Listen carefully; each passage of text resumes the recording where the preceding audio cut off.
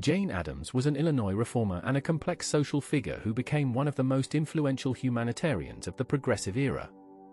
Jane Addams, social worker, activist, and later Nobel Peace Prize laureate, was born in Cedarville, Illinois on September 6, 1860. She came from a prosperous family. She had a distinctive presence with her thoughtful demeanor and penetrating gaze. Addams's early years were marked by intellectual curiosity and a sense of moral purpose. She attended Rockford Female Seminary, graduating in 1881 as valedictorian of her class.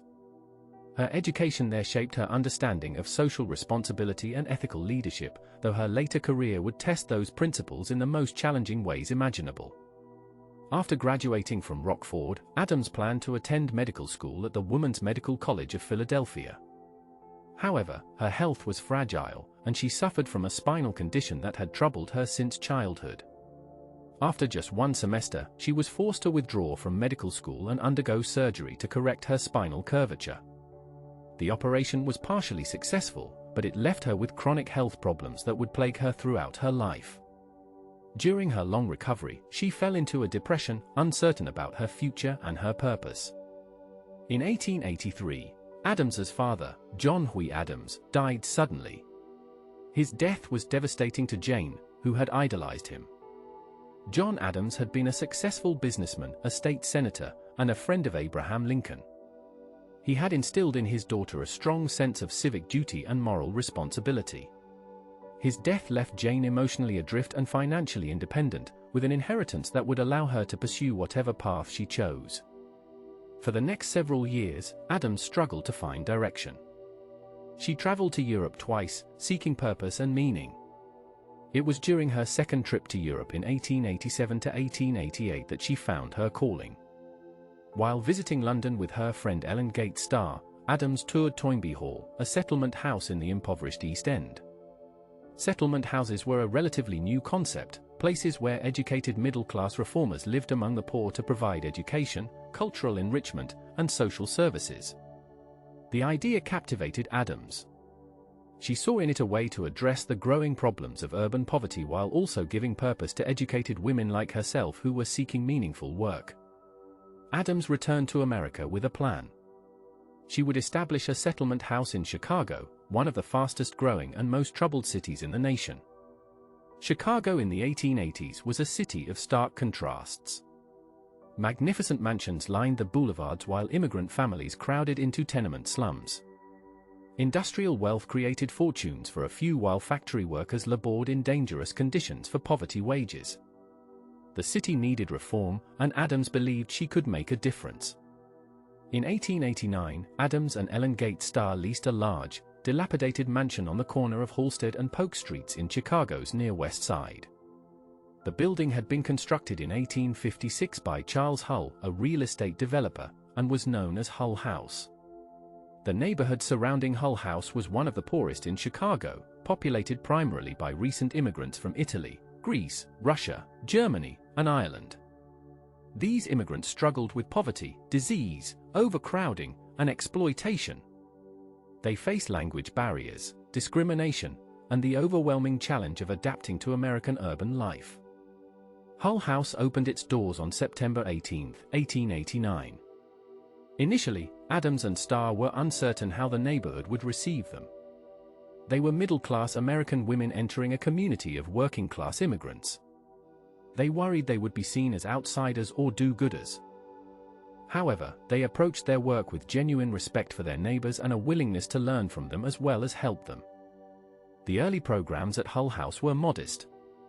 Addams and Starr offered kindergarten classes for children, evening classes for adults, and a space for social gatherings. They provided a reading room, art exhibits, and lectures on various topics. The response from the neighborhood was overwhelming. Immigrants hungry for education and community flocked to Hull House. Children came for the kindergarten and after-school programs. Women came for clubs and classes. Men came for lectures and discussions. As Hull House grew, so did its programs and its influence. Addams was a brilliant organizer and fundraiser. She cultivated relationships with wealthy Chicagoans who provided financial support for the settlement. She recruited talented, educated women to come live and work at Hull House. These residents, as they were called, brought expertise in education, nursing, social work, and the arts. Hull House became a community of reformers dedicated to improving the lives of their neighbors. By the mid-1890s, Hull House had expanded to include a gymnasium, a theater, a music school, an art gallery, a public kitchen, a coffee house, a boarding house for working women, a book bindery, and numerous clubs and classes. The settlement offered childcare, employment assistance, English language instruction, citizenship classes, and legal aid.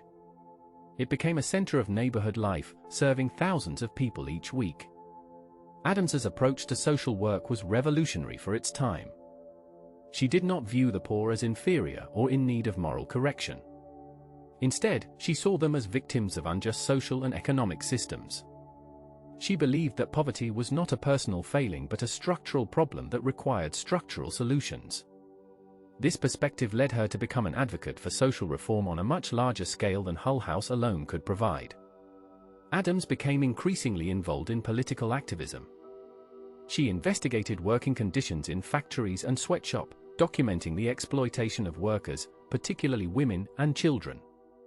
She joined campaigns for factory safety regulations, child labor laws, and the 8-hour workday.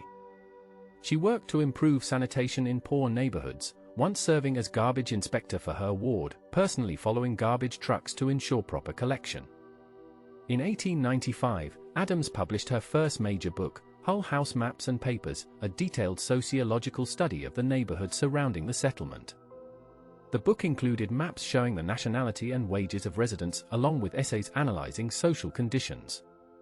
It was one of the first systematic studies of urban poverty in America and established Adams as a serious social scientist as well as a reformer. Adams's work at Hull House brought her national recognition. She became a sought-after speaker and writer, articulating a vision of social reform that resonated with the progressive movement sweeping America in the early 20th century. She published numerous articles and books, including Democracy and Social Ethics in 1902 and 20 Years at Hull House in 1910. Her autobiography became a bestseller and introduced millions of Americans to the settlement house movement and the philosophy behind it. Adams was particularly concerned with the welfare of women and children. She was a strong advocate for women's suffrage, believing that women needed the vote to effectively advocate for social reforms. She served as vice president of the National American Woman Suffrage Association and campaigned tirelessly for voting rights. She also worked to establish the first juvenile court system, arguing that children who broke the law needed rehabilitation, not punishment. Her advocacy helped create a new approach to juvenile justice that recognized the special needs of young offenders. In 1909, Adams became the first woman president of the National Conference of Charities and Correction, a major professional organization for social workers. This appointment reflected her standing as the leading figure in American social work. She used the position to advocate for professional standards in social work and for government responsibility in addressing social problems. Adams also became involved in labor disputes, often mediating between workers and employers. She sympathized with workers' demands for better wages and conditions but also sought to find practical compromises. During the Pullman strike of 1894, she attempted to mediate between the strikers and the Pullman Company, though her efforts were unsuccessful. Her involvement in labor issues sometimes brought criticism from both sides, with radicals viewing her as too moderate and conservatives seeing her as too sympathetic to labor. As Adams's influence grew, so did Hull House. By 1907, the settlement had expanded to include 13 buildings occupying an entire city block. It employed dozens of staff members and served thousands of people daily. Hull House had become a model for settlement houses across America and around the world. Adams's success inspired the creation of hundreds of similar institutions in cities throughout the United States. However, it was Adams's work for international peace that would ultimately bring her the greatest recognition and the most severe criticism. As World War I approached, Adams became increasingly concerned about the drift toward military conflict. She had always been skeptical of militarism and believed that international disputes should be resolved through negotiation and arbitration rather than warfare. In 1915, Adams helped found the Woman's Peace Party and served as its chairman. When war broke out in Europe, she became one of the most prominent voices for American neutrality. She traveled to Europe as part of an international delegation of women seeking to mediate an end to the war. The delegation met with government officials in warring nations, proposing continuous mediation as an alternative to continued bloodshed. When the United States entered World War I in April 1917, Adams refused to support the war effort. She maintained her pacifist principles even as the nation embraced the war with patriotic fervor. This stance cost her dearly. She was denounced as unpatriotic and even traitorous. Former admirers turned against her. She was expelled from the Daughters of the American Revolution. Newspapers that had once praised her now attacked her. Speaking invitations dried up. For a woman who had been one of America's most beloved public figures, the fall from grace was painful and isolating. Adams stood firm in her convictions despite the personal cost. She continued to speak against the war and to advocate for peace. She worked with Herbert Hoover's food relief program, one of the few war-related activities she felt she could support in good conscience. She also defended the civil liberties of conscientious objectors and others who opposed the war, even as the government and vigilante groups persecuted them. After the war ended in 1918, Adams worked to provide relief to war-torn Europe. She helped organize food shipments to starving populations in Germany and other defeated nations. This work, too, brought criticism from those who believed America's former enemies deserved to suffer. Adams argued that children should not be punished for the sins of their governments and that humanitarian aid transcended national boundaries. In 1919, Adams was elected president of the Women's International League for Peace and Freedom, an organization she helped found. She would hold this position for the rest of her life, traveling the world to promote disarmament and international cooperation. She attended international conferences, met with world leaders, and worked tirelessly to prevent another catastrophic war. Throughout the 1920s, Adams gradually regained some of the public respect she had lost during the war years. Americans began to recognize that her pacifism had been principled rather than treasonous. Her continued work for social reform and international peace slowly rebuilt her reputation. However, she never fully recovered the universal admiration she had enjoyed before the war. In 1931, Jane Addams received the Nobel Peace Prize, sharing the honor with Nicholas Murray Butler. She was the first American woman to receive the prize. The award recognized her decades of work for peace and social justice. It was a vindication of her principles and a recognition that her pacifism during World War I had been morally courageous rather than cowardly. Addams donated her prize money to the Women's International League for Peace and Freedom. By the 1930s, Addams's health was failing. She had suffered a heart attack in 1926 and never fully recovered.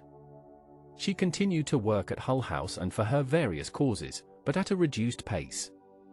She underwent surgery for cancer in 1935, but the disease had spread too far. On May 21, 1935, Jane Addams died at the age of 74 in Chicago.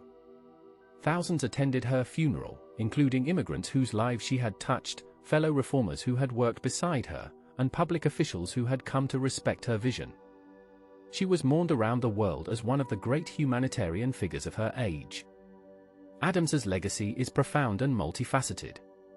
Hull House continued to operate until 2012, serving Chicago's immigrant and poor communities for over a century. The settlement house movement she helped pioneer transformed American social work and established the principle that society has a responsibility to address poverty and inequality. Her advocacy helped create the juvenile justice system, establish child labor laws, improve working conditions, and advance women's rights. Modern historians recognize Addams as one of the most important figures of the progressive era. She was a pioneer in sociology, conducting systematic studies of urban poverty that influenced generations of scholars. She was a founder of the profession of social work, establishing methods and principles that remain fundamental to the field. She was a tireless advocate for peace, maintaining her principles even when they made her deeply unpopular. Addams's approach to social reform was distinctive. She combined practical, hands-on work with intellectual analysis and political advocacy. She lived among those she served, learning from them as well as helping them. She recognized the dignity and worth of every individual regardless of their nationality, economic status, or social position. She understood that charity alone could not solve social problems and that systemic change required political action. Her pacifism, while controversial, was deeply rooted in her philosophy. She believed that violence bred more violence and that lasting peace required addressing the root causes of conflict, including poverty, inequality, and injustice. She argued that women, as mothers and nurturers, had a special responsibility to oppose war and promote peaceful resolution of disputes. While her gender-based arguments may seem dated today, her fundamental insight that peace requires justice remains relevant. Adams was also a pragmatist who understood that reform required compromise and patience. She worked with people across the political spectrum, building coalitions to achieve specific goals. She was willing to accept incremental progress when revolutionary change was impossible. This pragmatism sometimes frustrated more radical reformers, but it made her effective in achieving concrete improvements in people's lives. Perhaps Adams's greatest legacy is her demonstration that one person, through dedication and moral courage, can make a profound difference in the world.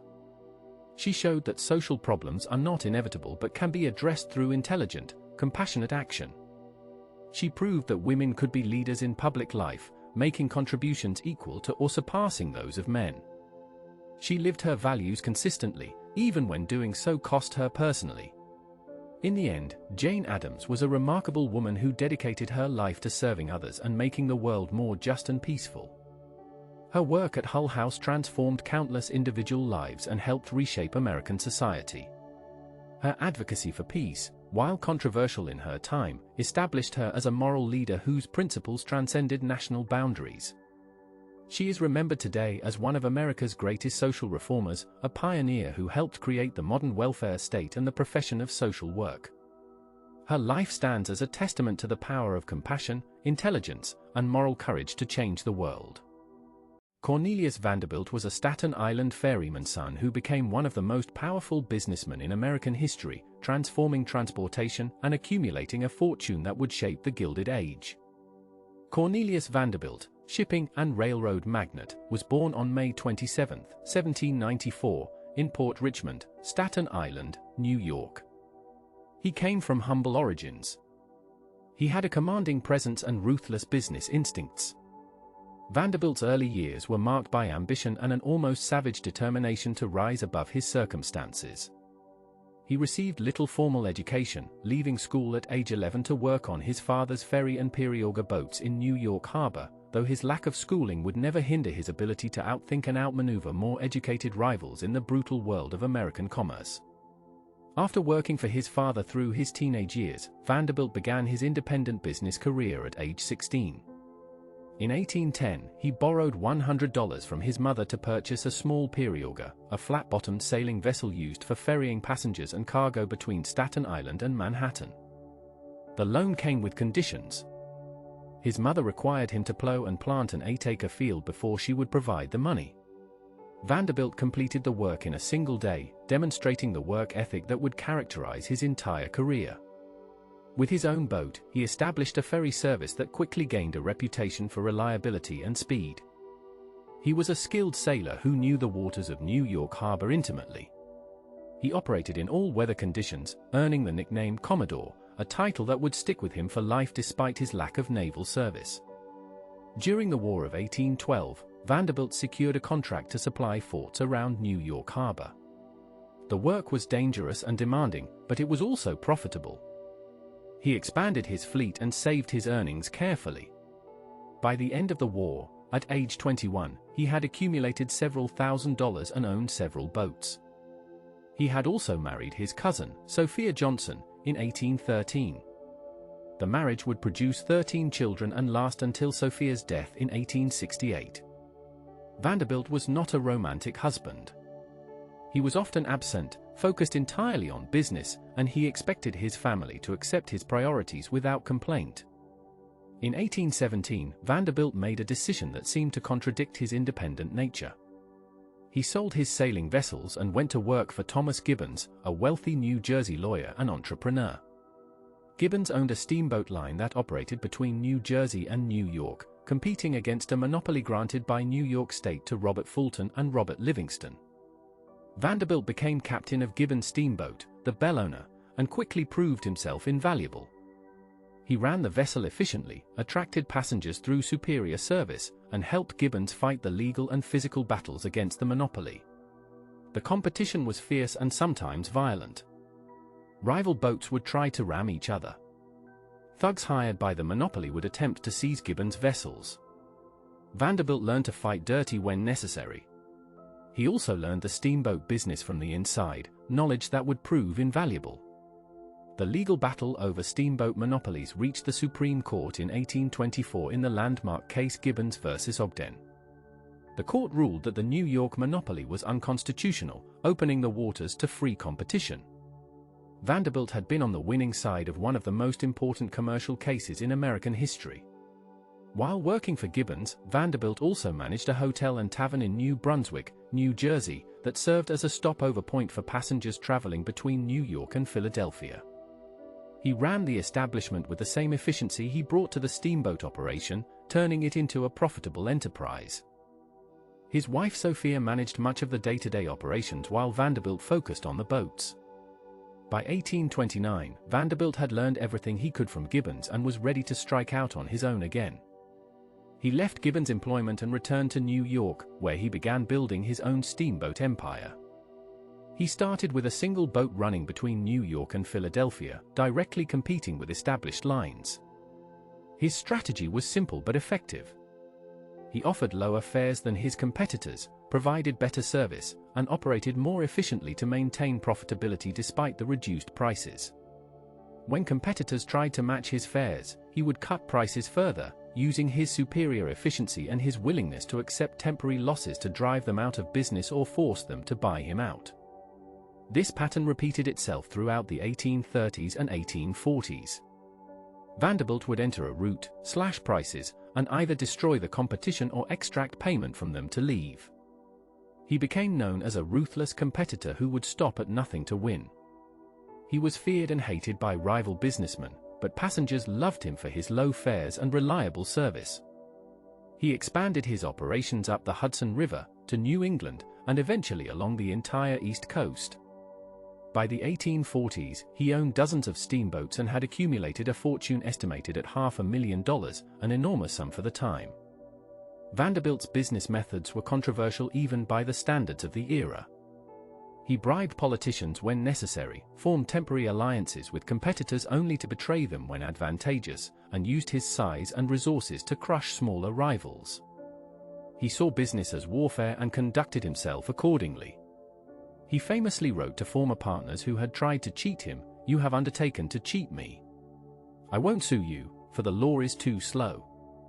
I'll ruin you." It was not an idle threat. Vanderbilt had the resources and the will to destroy anyone who crossed him. In 1849, the California gold rush created a new opportunity.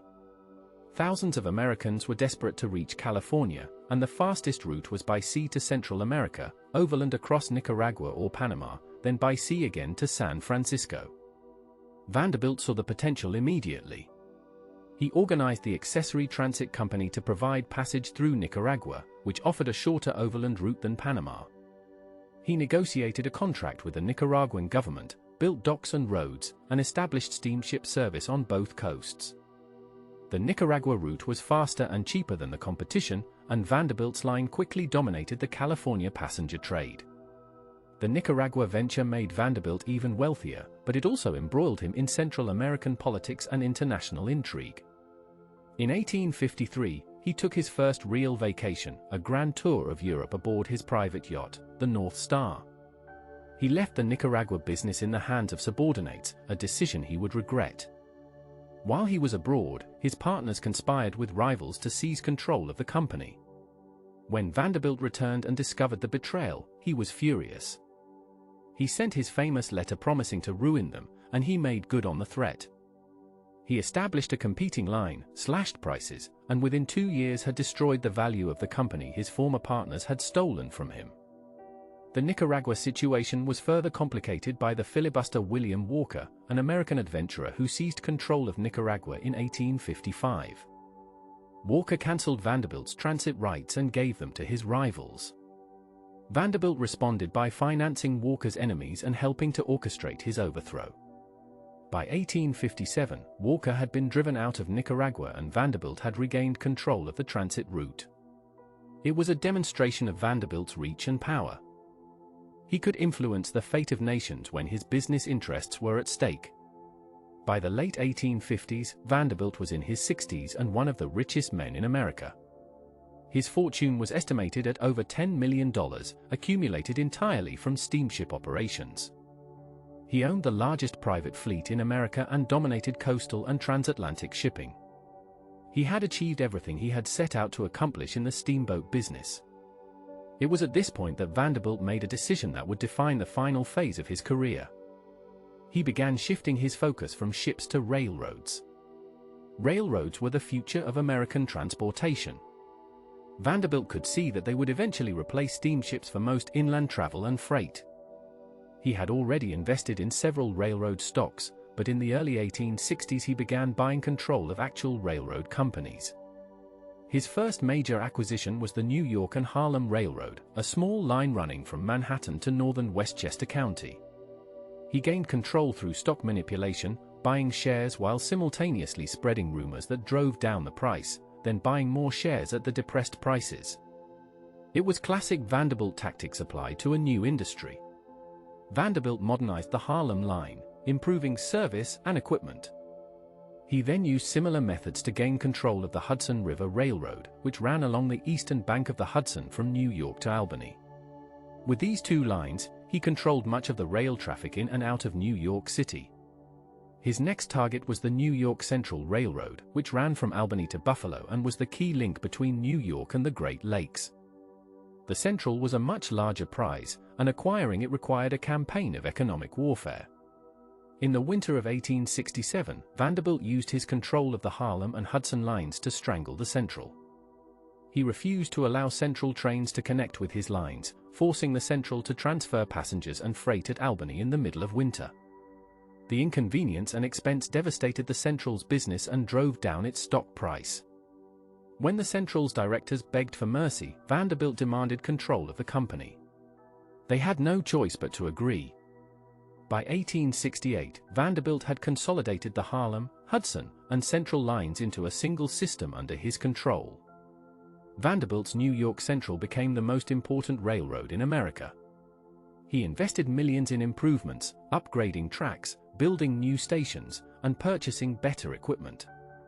He replaced iron rails with steel, reduced the number of curves and grades, and built a brand new terminal in Manhattan. His improvements reduced travel time between New York and Buffalo from 24 hours to 16. The Central became known for speed, comfort, and reliability. It was also enormously profitable, generating returns that dwarfed Vanderbilt's steamship earnings. The final addition to Vanderbilt's railroad empire came in 1869 when he acquired the Lakeshore and Michigan Southern Railway, which connected Buffalo to Chicago. This gave him a continuous line from New York to the rapidly growing Midwest. The New York Central system became the backbone of American commerce, carrying passengers, manufactured goods, and agricultural products between the East Coast and the interior. Vanderbilt's control of this vital transportation link gave him immense economic and political power. Vanderbilt's railroad career was marked by the same ruthless tactics that had characterized his steamship days. He manipulated stock prices, bribed legislators, and crushed competitors without mercy. He was involved in one of the most notorious financial scandals of the era, the Erie War, a battle for control of the Erie Railroad against Jay Gould and Jim Fisk. Vanderbilt attempted to gain control of the Erie to eliminate it as a competitor to his Central. Gould and Fisk responded by illegally printing new Erie stock certificates, selling them to Vanderbilt and pocketing the money. When Vanderbilt obtained court orders against them, they fled to New Jersey with millions of dollars. The battle involved bribed judges, hired thugs, and competing legislative acts. Eventually, Vanderbilt abandoned the fight, accepting a settlement that gave him a loss on his Erie stock purchases but removed Gould and Fisk as threats to the Central. Despite his business ruthlessness, Vanderbilt was not entirely without sentiment or loyalty. He maintained close relationships with a small circle of advisors and family members. His son William Henry Vanderbilt gradually took over management of the railroad empire as the Commodore aged. Vanderbilt had initially dismissed William as lacking the necessary toughness for business, but William proved himself capable and eventually earned his father's respect and trust. Vanderbilt's other children were less successful. Several sons struggled with alcoholism and gambling. Daughters received relatively small inheritances despite the family fortune. Vanderbilt's personal life in his later years was complicated by the death of his wife Sophia in 1868. The following year, at age 75, he married Frank Armstrong Crawford, a woman for decades his junior. The marriage scandalized New York society and created tensions with his children, who worried about their inheritances. Frank was ambitious and enjoyed the social status that came with being Mrs. Vanderbilt. The Commodore seemed genuinely fond of her, though the relationship was as much about companionship and status as romance. In his final years, Vanderbilt made his most lasting contribution to American society through philanthropy, though even this was limited. He was not a generous man by nature. He believed that his fortune was earned through his own efforts and saw little reason to give it away. However, in 1873, he donated $1 million to establish Central University in Nashville, Tennessee. The institution was later renamed Vanderbilt University in his honor. It remains one of America's leading universities and represents Vanderbilt's most enduring legacy beyond his business empire. The gift was partly motivated by a desire to aid the Reconstruction of the South after the Civil War and partly by the influence of Frank, who encouraged him toward philanthropy. Throughout the 1870s, Vanderbilt's health gradually declined. He suffered from various ailments associated with age, but he remained mentally sharp and involved in his businesses almost until the end. He continued to go to his office regularly, review reports, and make major decisions about the railroad. He was a man who defined himself entirely through work and could not imagine retirement. His identity was inseparable from his role as the Commodore, the master of American transportation. On January 4, 1877, Cornelius Vanderbilt died at his home in Manhattan. He was 82 years old. The cause of death was reported as exhaustion and general debility, the accumulated effects of age and a lifetime of relentless work. His death was front-page news across America. He had been a public figure for over 60 years, a symbol of American enterprise and ambition. His funeral was attended by thousands, including business leaders, politicians, and ordinary New Yorkers who remembered riding his ferries and steamboats. He was buried in the Vanderbilt family mausoleum in the Moravian Cemetery on Staten Island, not far from where he had been born 82 years earlier. Vanderbilt's will reveal the full extent of his fortune, approximately $100 million, making him the wealthiest American of his time.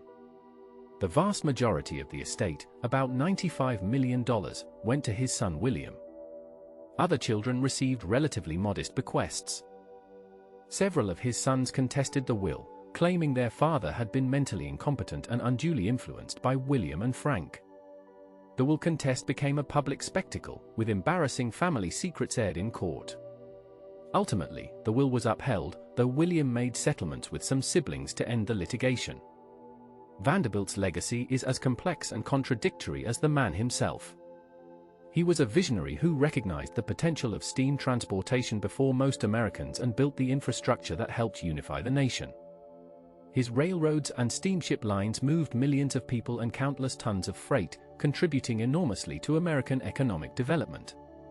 The New York Central system he created remained a vital transportation artery for nearly a century after his death. He proved that a man born in poverty with almost no education could rise to command American commerce through intelligence, determination, and ruthlessness. Yet Vanderbilt was also a robber baron who accumulated his fortune through methods that would be illegal today. He manipulated markets, bribed officials, and crushed competitors without regard for the consequences. He treated business as warfare and showed no mercy to those who stood in his way. He was indifferent to the broader social implications of his actions, caring only about his own success and that of his immediate family. His philanthropy was minimal compared to his wealth. He created a dynasty but also set a pattern of cutthroat capitalism that characterized the Gilded Age. Modern historians have debated Vanderbilt's place in American history. Some see him as an entrepreneurial hero who built industries and created wealth through innovation and efficiency. They argue that his low fares and improved services benefited millions of Americans and that his consolidation of railroad lines created economies of scale that advanced the national economy. Others view him as a predatory capitalist who exploited workers, manipulated markets, and corrupted government for personal gain. They note that his fortune was built partly on monopolistic practices and that his business methods contributed to the inequality and corruption of the Gilded Age.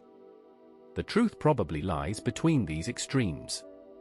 Vanderbilt was neither a hero nor a villain but a product of his time, a man who operated by the rules of 19th-century American capitalism and succeeded spectacularly. He possessed genuine business genius, particularly in his ability to see opportunities before others and to execute his vision with relentless determination. He understood transportation logistics, pricing strategies, and competitive tactics better than almost any contemporary. He was also willing to do whatever was necessary to win, unencumbered by moral qualms or concern for those he defeated. Perhaps the most fitting assessment of Cornelius Vanderbilt is that he was the embodiment of American capitalism in its rawest form. He started with nothing and died the richest man in America through his own efforts. He transformed American transportation, first with steamships and then with railroads, leaving infrastructure that served the nation for generations. He demonstrated both the creative and destructive potential of unregulated capitalism. His success inspired countless Americans to pursue their own fortunes, while his methods raised questions about the social costs of unbridled ambition.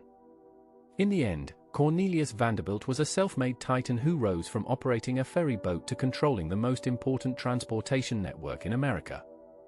His legacy includes both the Vanderbilt University that bears his name and the railroad empire that helped build modern America, as well as a reputation for ruthlessness that made him a symbol of Gilded Age excess. He is remembered today primarily for his immense wealth and his business practices rather than for any particular personal virtues, which is perhaps appropriate for a man who cared more about success than about how that success was perceived. Vanderbilt was, even in death, a man defined by his accomplishments and his fortune rather than by his character or his contributions to the broader society. Andrew Carnegie was a Scottish immigrant and a complex industrial figure who became one of the most influential businessmen in American history. Andrew Carnegie, steel magnate and later philanthropist, was born in Dunfermline, Scotland on November 25, 1835. He came from a working-class family. He had a diminutive stature but an outsized personality. Carnegie's early years were marked by poverty and determination. His father, William Carnegie, was a handloom weaver who struggled as industrialization made his craft obsolete. His mother, Margaret Morrison Carnegie, was a strong-willed woman who would prove instrumental in shaping her son's ambition and character. The Carnegie family lived in a small cottage in Dunfermline, a town known for its linen industry. Young Andrew grew up watching his father's trade disappear as power looms replaced hand weaving. The family's economic situation deteriorated throughout the 1840s as Scotland underwent rapid industrialization. William Carnegie found less and less work, and the family faced increasing poverty. Margaret Carnegie took in work mending shoes to help support the family, but it was not enough. By 1848, the family's situation had become desperate. They made the difficult decision to emigrate to America, joining Margaret's sisters who had already settled in Allegheny, Pennsylvania, near Pittsburgh. The voyage across the Atlantic was difficult. The Carnegie family traveled in steerage, the cheapest accommodation available. They arrived in New York in 1848 and made their way to Pennsylvania.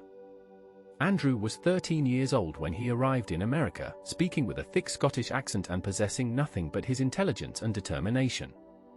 The family settled in a small house in Allegheny, and both Andrew and his father immediately sought work to support the family. Andrew's first job in America was in a cotton mill, where he worked as a bobbin boy, changing spools of thread on the spinning machines. He earned $1.20 per week for 12-hour days of monotonous labor. The work was tedious and exhausting, but Carnegie approached it with characteristic energy. He was determined to improve his situation and help his family escape poverty. Even as a young teenager, Carnegie displayed the ambition and work ethic that would define his career. After a year in the cotton mill, Carnegie found work in a bobbin factory where he tended a small steam engine and fired the boiler in the cellar. The work was slightly better paid but more dangerous. He lived in constant fear that the boiler would explode. However, this job taught him the basics of steam power and machinery, knowledge that would prove valuable later. During this time, Carnegie also worked as a messenger, carrying messages for the factory owner. This exposed him to the business world beyond the factory floor. In 1850, Carnegie's life changed dramatically when he secured a position as a telegraph messenger boy for the O'Reilly Telegraph Company in Pittsburgh. He earned $2.50 per week, more than double his cotton mill wages. More importantly, the job exposed him to the business community of Pittsburgh. As a messenger, Carnegie delivered telegrams to the city's merchants, bankers, and industrialists. He learned the layout of the city, memorizing the locations of businesses and the names of important men. He made himself indispensable by learning to recognize customers by sight and delivering messages with remarkable speed and efficiency. Carnegie's ambition drove him to teach himself telegraphy. He arrived early at the office to practice on the equipment before the regular operators arrived. He learned Morse code and mastered the telegraph key through sheer determination. His efforts paid off when he was promoted to telegraph operator, a position that required skill and offered better pay. As an operator, Carnegie had access to information flowing through the telegraph office. He learned about business deals, market conditions, and investment opportunities. This information would prove invaluable to his future career. In 1853, Thomas Scott, superintendent of the Western Division of the Pennsylvania Railroad, hired Carnegie as his personal telegrapher and secretary. This was the opportunity Carnegie had been working toward. Scott became Carnegie's mentor, teaching him about railroad operations, management, and business. Carnegie proved to be an exceptional student. He learned quickly and took on increasing responsibilities. Scott trusted him with important decisions and gave him opportunities to demonstrate his abilities. Carnegie's position with the Pennsylvania Railroad provided him with insights into the transportation industry that was transforming America. He learned about logistics, scheduling, and the complexities of managing a large organization. When Scott was promoted, Carnegie was appointed superintendent of the railroad's Pittsburgh division at age 24. This was a remarkable achievement for a young immigrant who had arrived in America just 9 years earlier with nothing. As superintendent, Carnegie proved to be an innovative and effective manager. He improved efficiency, reduced costs, and increased profits. He was not afraid to make difficult decisions or take calculated risks. During the Civil War, when Scott was appointed Assistant Secretary of War in charge of military transportation, Carnegie helped organize the Union's railroad and telegraph operations. He went to Washington and worked to ensure that troops and supplies moved efficiently to the front lines. This service brought him into contact with government officials and expanded his network of influential contacts. While working for the Pennsylvania Railroad, Carnegie began making investments that would form the foundation of his fortune. Scott had introduced him to the concept of investing, even lending him money for his first investment in Adams Express Company stock. This investment paid dividends that exceeded Carnegie's annual salary, teaching him a powerful lesson about the potential of capital investment. He began investing in railroad sleeping cars, iron works, oil lands, and other ventures. Each investment was carefully chosen based on his knowledge of industry and his assessment of future trends. Carnegie's investment in the Woodruff Sleeping Car Company proved particularly profitable. He recognized that as railroads expanded, passengers would demand more comfortable accommodations for long journeys. The sleeping car business grew rapidly, and Carnegie's investment multiplied in value. He also invested in iron bridges, recognizing that wooden railroad bridges would need to be replaced with stronger iron structures. His Keystone Bridge Company became one of the leading bridge builders in America. By the mid-1860s, Carnegie was earning more from his investments than from his railroad salary. In 1865, he resigned from the Pennsylvania Railroad to focus on his business ventures. He was 30 years old and already wealthy by the standards of the time. However, Carnegie's ambition extended far beyond mere wealth. He wanted to build something significant, to leave a lasting mark on the world. he would find that opportunity in steel. Carnegie's entry into the steel industry came gradually. He had been involved in iron manufacturing through his bridge company and other investments. He understood that iron was being replaced by steel for many applications. Steel was stronger, more durable, and more versatile than iron, but it was expensive to produce. The Bessemer process, invented in the 1850s, made steel production faster and cheaper, but American manufacturers were slow to adopt it. Carnegie saw the opportunity. In 1872, Carnegie visited a Bessemer steel plant in England and was amazed by what he saw. Molten iron was converted to steel in a matter of minutes rather than hours. The process was dramatic and efficient. Carnegie immediately grasped the revolutionary implications. He decided to build the most modern steel plant in America, incorporating all the latest technological improvements. In 1873, he founded the Edgar Thomson Steel Works near Pittsburgh, named after the president of the Pennsylvania Railroad, one of his potential major customers. Carnegie brought the same energy and innovation to steel manufacturing that he had brought to his previous ventures. He hired the best technical experts, including Alexander Holley, America's leading expert on Bessemer steel production. He invested in the most advanced equipment. He focused obsessively on reducing costs and improving efficiency. Carnegie pioneered the use of detailed cost accounting in manufacturing, tracking the cost of every process and constantly seeking ways to reduce expenses. He drove his managers relentlessly to improve productivity. The Edgar Thomson Works began production in 1875, just as the country was emerging from a severe economic depression. While other steel makers struggled, Carnegie thrived by undercutting their prices. His efficient operations allowed him to sell steel at lower prices while still making a profit. He captured market share from competitors and established his company as a major force in the industry. When demand increased, Carnegie was positioned to dominate the market. Carnegie's business strategy was built on several key principles. First, he believed in vertical integration, controlling every stage of production from raw materials to finished products. He acquired iron ore mines, coal fields, limestone quarries, and railroads to transport materials. By controlling his supply chain, he reduced costs and ensured reliable access to resources. Second, he invested heavily in the latest technology, constantly upgrading his plants with new equipment and processes. Third, he hired talented managers and pushed them hard to achieve results, rewarding success and quickly replacing those who failed to perform.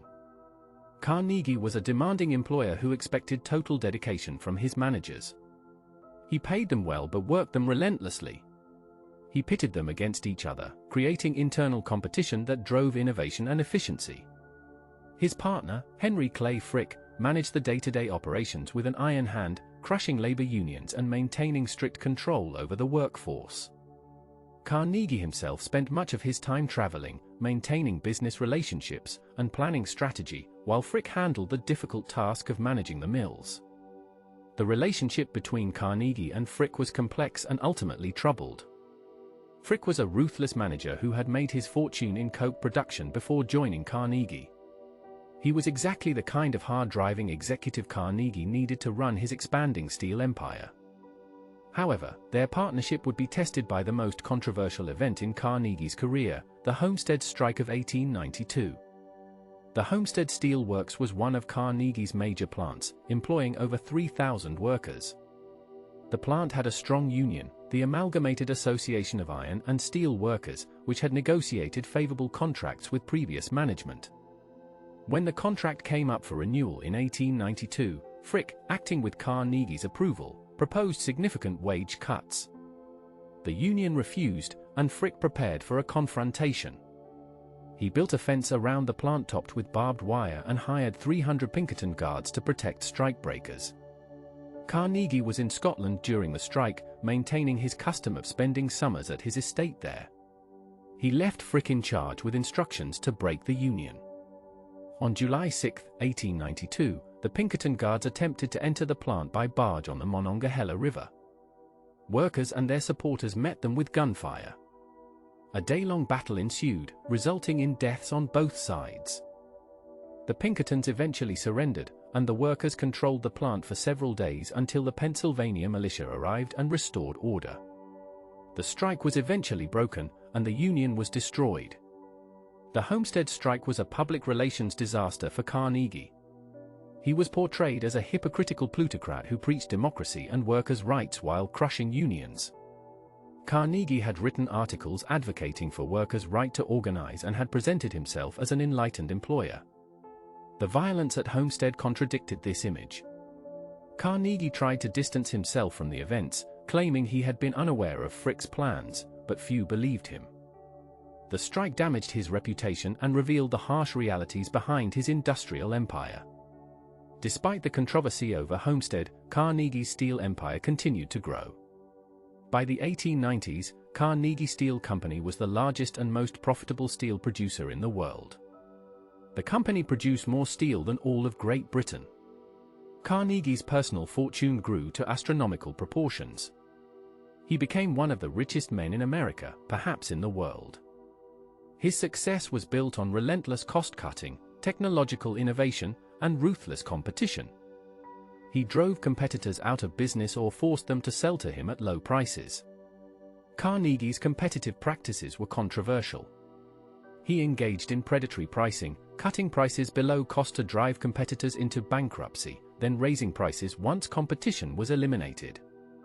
He used his control of raw materials and transportation to disadvantage rivals. He made secret deals with railroads for preferential shipping rates. These practices were legal at the time but were increasingly criticized as monopolistic and unfair. Carnegie defended his methods as simply good business, but critics saw them as evidence of the dangers of unchecked corporate power. By 1900, Carnegie was ready to retire. He was 65 years old and had accumulated a fortune estimated at several $100 million. He had spent years writing and speaking about the responsibilities of the wealthy. In his famous essay The Gospel of Wealth, published in 1889, Carnegie argued that the rich had a moral obligation to use their wealth for the public good. He wrote that a man who dies rich dies disgraced. Now he wanted to put his philosophy into practice by giving away his fortune. In 1901, Carnegie sold his steel company to J.P. Morgan, who merged it with other steel companies to form United States Steel Corporation, the world's first billion-dollar corporation. Carnegie received approximately $400 million for his share of the company, making him one of the wealthiest individuals in history.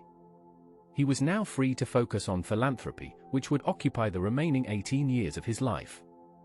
Carnegie's philanthropic activities were as systematic and ambitious as his business ventures had been. He believed that wealth should be used to provide opportunities for self-improvement rather than simply given away as charity. He focused on building institutions that would help people help themselves. His most famous philanthropic project was the establishment of public libraries. Carnegie believed that free access to books and knowledge was essential for democracy and individual advancement. He had educated himself through access to a private library as a young man in Pittsburgh, and he wanted to provide similar opportunities to others. Between 1883 and 1929, Carnegie funded the construction of over 2,500 libraries around the world, including nearly 1,700 in the United States. He provided the buildings on the condition that local communities would stock and maintain them. Carnegie libraries appeared in cities and towns across America, distinctive buildings that became centers of community learning. Many of these libraries are still in use today, bearing Carnegie's name and serving as monuments to his belief in the power of education. Carnegie also funded educational institutions. He established Carnegie Mellon University in Pittsburgh, combining the Carnegie Technical Schools with the Mellon Institute. He founded the Carnegie Institution for Science in Washington to support scientific research.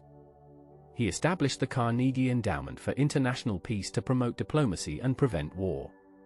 He built Carnegie Hall in New York City, one of the world's premier concert venues. He created numerous pension funds, including one for college professors and another for his former employees. Carnegie's philanthropy extended internationally. He built libraries in Britain and other English-speaking countries. He donated organs to churches. He funded the construction of the Peace Palace in The Hague, Netherlands, which housed the International Court of Justice. By the time of his death, Carnegie had given away over $350 million, approximately 90% of his fortune. The remainder was left to various foundations that continued his philanthropic work. Carnegie's personal life was marked by late marriage and family tragedy. He remained a bachelor until age 51, devoted to his mother who lived with him until her death. Shortly after his mother died in 1886, Carnegie married Louise Whitfield, a woman 22 years his junior whom he had courted for years. They had one child, a daughter named Margaret, born in 1897 when Carnegie was 61. Carnegie was a devoted father who doted on his daughter. His family life provided him with happiness and stability during his later years. Carnegie divided his time between his mansion in New York, his estate in Scotland called Skibo Castle, and travels around the world.